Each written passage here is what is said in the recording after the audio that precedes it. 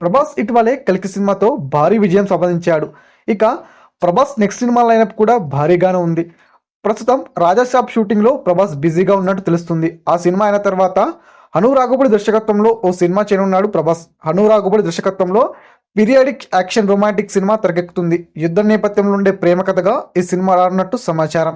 ఇప్పటికే music works pre production జరుగుతుంది. December నుంచి ఈ సినిమా షూటింగ్ ఉండొచ్చని టాక్. తాజాగా ఈ సినిమాకు సంబంధించిన ఒకటి వార్త సోషల్ మీడియాలో వైరల్ అవుతుంది. హను రాఘవుడి సినిమాలో ప్రభాస్ సరసన పాకిస్తాన్ నటిని తీసుకుపోతున్నట్టు సమాచారం. పాకిస్తాన్కి చెందిన సజల్ అలీ అనే హీరోయిన్ని ఈ సినిమాలో తీసుకుంటారని వార్తలు వస్తున్నాయి.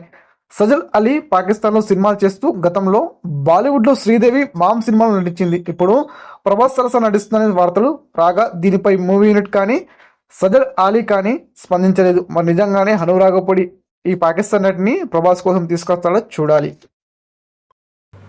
ఈ వీడియో పూర్తిగా వీక్షించినందుకు ధన్యవాదాలు.